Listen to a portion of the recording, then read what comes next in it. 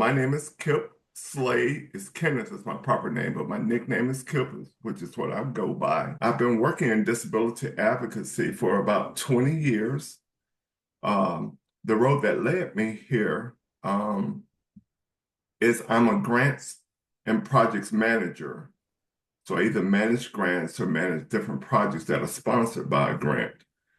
And there was this grant in Cobb County. It was a statewide initiative, but it was based in Cobb County, called Project Access. And it was related to helping people with disabilities to become employed.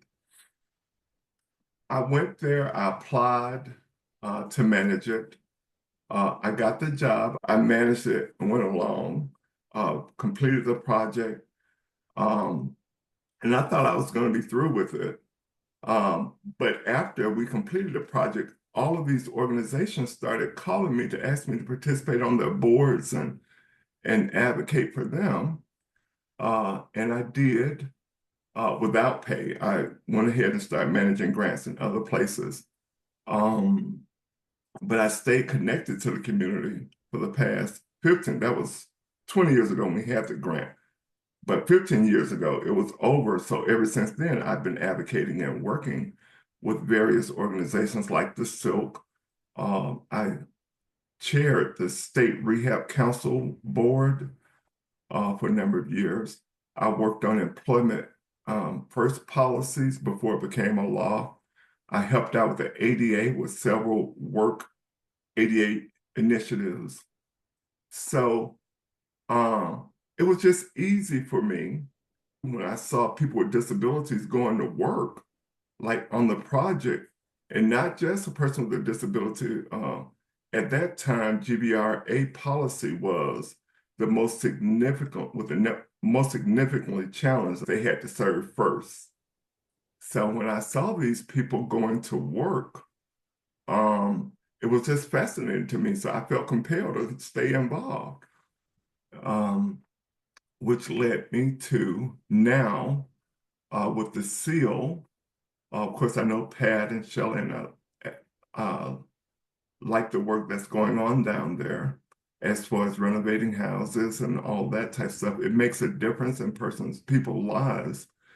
Uh, I saw a way through customized employment, which is what we were doing 20 years ago, but we didn't call it that. But they have formally named it customized employment now.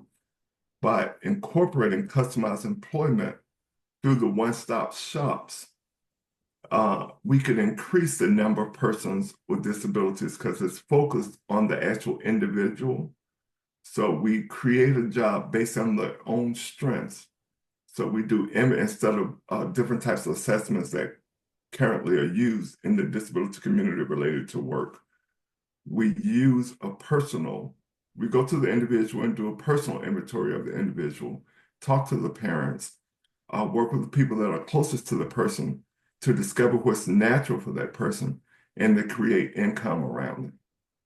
The reason why it is so helpful is because without working, a lot of people with disabilities get the basic disability income, which is about $800 a month.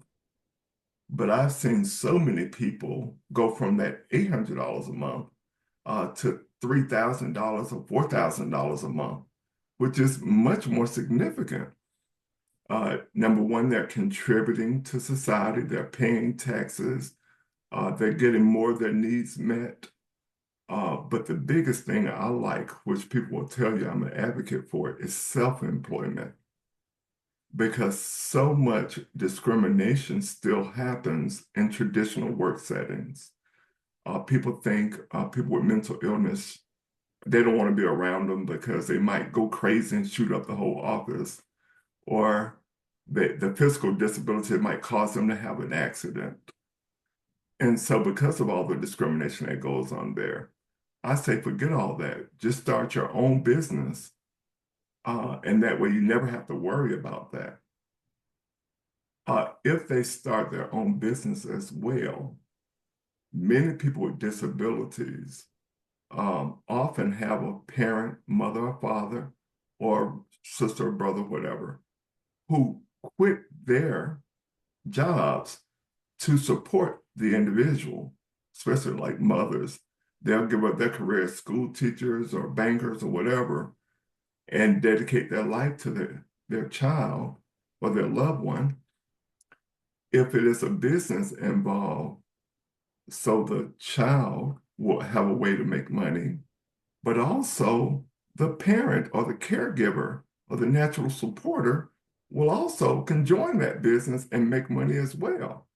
So they made the ultimate sacrifice by giving up their professional journey to support the child. They don't have to in a business because they become a part of the business. They draw a salary. In one case, we saw a mother become an accountant to the business. Another case, a mother became a driver for the business. So they had income. So that's why I like self-employment, and that's what I hope to do more of um, throughout the SEALs in Georgia, um, to train all the staff members to be, well, they'll get their certification in customized employment, accreditation, I should say. And then they could work more diligently with individuals, not just start business, but all types of methods used in customized employment. But my love is self-employment, which is what the project I'm working on now.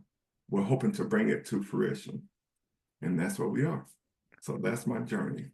That's great. Thank you so much for sharing all that with us. It's really helpful to kind of understand the context. And I really like this idea of self-employment for people with disabilities. Can you give some examples of um, particular businesses that you've seen people start? Well, a few of my favorites have been a young lady on the autism spectrum. She started a business shredding papers for offices because she was, for whatever reason, she was just fascinated with the shredders that was in her mother's office. Uh, and so they started a mobile shredding service. So not only did they start shredding papers at her mother's office, they also had several other businesses around. So instead of them coming and calling the big companies like Iron Mountain, those big companies that shred paper, she was able to get probably about 10 businesses around, and she did all the shredding, and her mother helped her out or whatever. So she increased her income that way through a micro enterprise. The other one that I loved um, was a mobile dog grooming business. This young guy was fascinated with animals, loved dogs, just naturally took care of them and always wanted to comb their hair or, brush them and everything. So he started, it was another mobile business, mobile grooming in his neighborhood. His neighborhood members would tell other people in the community about it. And then so he started grooming all the dogs in the community. So he increased income that way. And the last one I'm going to tell you about was a young lady who loved baking, loved the bakery environment, just wanted to wear apron, put on the top hat and all that good stuff. She was able to go into what we call a resource ownership type of a setting, where she was able to buy an oven um, using creative funding for a existing bakery, and she created a job that way. It's not necessarily a self-employment type venture, but it is sort of kind of because she owned the oven, and then based on the extra work that the bakery could do, they then could hire her, and it became more sustainable that way. So it's a little different than self-employment, but that's permitted as well under customized employment. So those three ventures are three of my favorites, but they go based on the person's interest. Uh, it can go from everything from IT, helping in that way, or either car wash business. And we have a guy in California who started a barbershop. So he started a barbershop. He was able to hire people, barbers and beauticians, to come into his shop and do business that way. So those are a few of my favorites.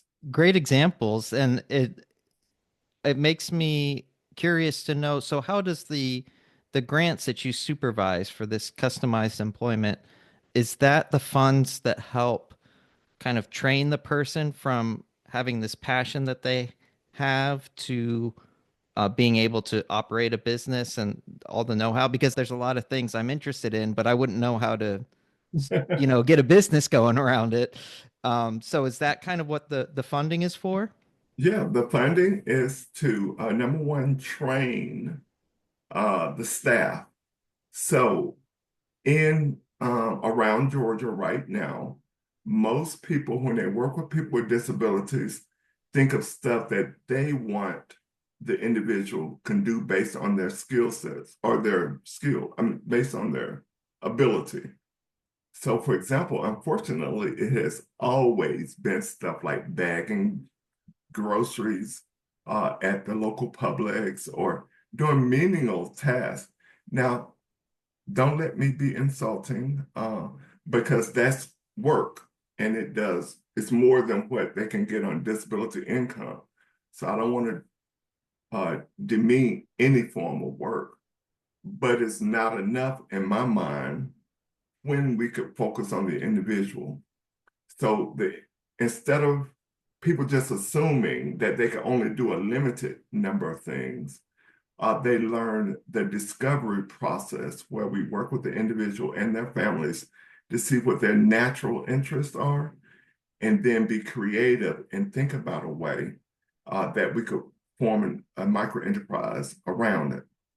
So the funding comes from, the funding number one will support the individuals become certified in customized employment. The money for the venture comes from a lot of places.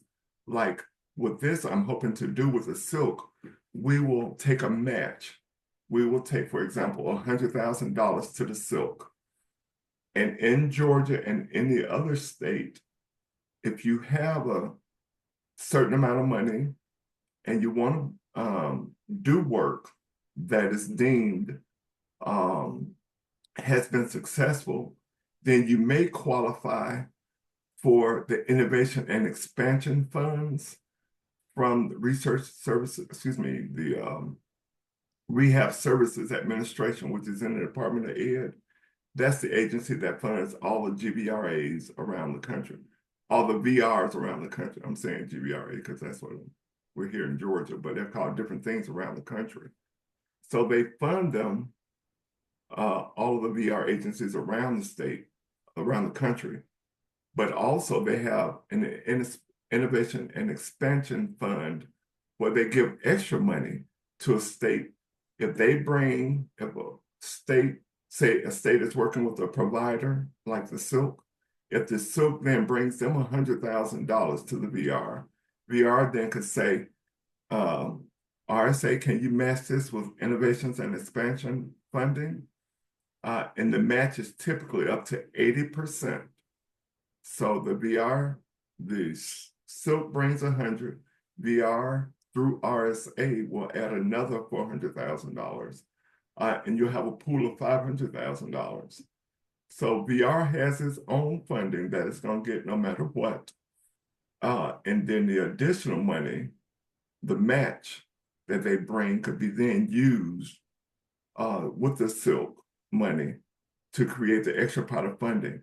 And then those funds could be used for stuff like training, or in this case, giving us seed money to start the micro enterprise. And at the Silk, what we're hoping to do is to bring $100,000 to VR to be matched.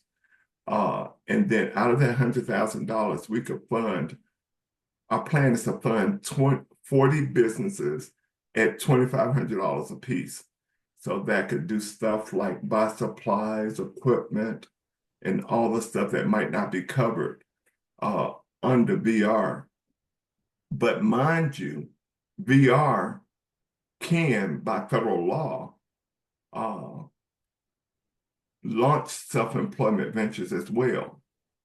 So there are a little tighter restrictions on types of stuff you could buy. But say, for example, somebody wants to start a lawn care business, they could buy we call it riding more or whatever for the person in their business or whatever. I don't know all the rules related to VR, but I know they could certainly buy the money, buy a lawnmower with the money that we give them. You see what I'm saying? Mm-hmm. Yeah. And the other purpose is in Georgia, we've been advocating for years and we think it might be coming to fruition. We have what we call supported employment, which is where you're assigned a counselor or provider to go with you to Publix and make sure you're achieving the goals of bagging properly, um, coming in on time, clocking out on time, and all that stuff they might need a little support with. But now in Georgia, we're getting supported self-employment. So if a person wants to start their own little micro enterprise, or if that's the best fit, self-employment counseling or support will be permitted. It's permitted on the federal level. It has to trickle down to Georgia. Georgia's a little bit nervous because we really don't have a lot of providers yet that could support a self-employment venture. Most of them support stuff like being a baggers at Publix or whatever. So the funding will come from private foundations, um, which we will match with RSA Innovations and Expansion Funds. That money braided together will allow us to buy the equipment. Say if you wanted to start a bakery or something, we could then put the money in to do that. And there are a number of other ways. Sometimes it's family support, sometimes it's savings. Um, in Georgia, people with disabilities could save up to $100,000 a year now. That for say if they want to buy a minivan or some type of assistive technology and all of that stuff around the country. In Georgia, if they save it, however, it's still subject to the $2,000 cap Mm-hmm. that disabled people can save, which diminishes the whole purpose of being able to use that funding. But around the country, however, they have changed their laws so that they could save the $100,000 and not compromise their benefits that they're currently getting. So that's one policy we're working on with the SILC to try to make our laws uh, resemble the laws in California, where now the individual could save $100,000 without being penalized for their support services. And then they could use that money for a self-employment venture as well. So that's a lot of work still to do, but we'll get there.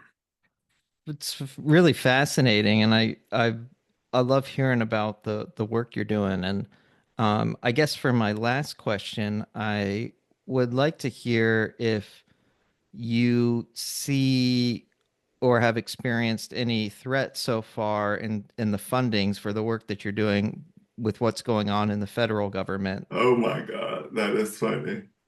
Um, so not only with this work, I right now am I am a financial analyst with the Department of Technical and Adult Education uh, for their grants, external funding. So all the money that they get from the federal government, it comes to us as a form of grant. So you might have heard of the Pell Grant and all that type of stuff that we use directly for the kids to go to school. Uh, we've been in a tizzy this past week and just impossible because we were not able to draw the funds down from the federal government to do the work to help these kids go to school. In addition, we do work with a lot of international kids. with English as a second language instruction and all that sort of stuff. So that funding is being compromised as well. Luckily, they rescinded uh, their policies, and right now we could continue on with work as usual. But the first thing I thought about, now that's my regular job. Um, but the first thing I thought about was the work that I would do in the disability community. It's directly threatened. The Innovation and Expansion Fund would have been directly threatened by this administration's recent action, I should say. So to answer your question, no, it has not been directly affected just yet because we haven't received the funds yet. But it's the first thing that came to mind. It would have been affected. And the only thing is that the job I have now was directly affected. And it's just an example of how much this country is intertwined with federal support. I have a friend who is an administrator of a school system in South Georgia, uh, whereas the state can give a certain amount of money to school systems, but most of the money, especially in rural areas, comes directly from the government to run those school systems. And they were like, oh my God, they were like really scammering, um, like clamoring, trying to figure out what they were going to do. So, like I say, luckily, somebody got to them and said, don't do this right now. But I think it is their interest um, to do it, to cut as much as they can. And it will affect uh, the most number of people who are at least able to defend themselves. So that I am concerned about it. It has not affected us just yet, but I believe it will.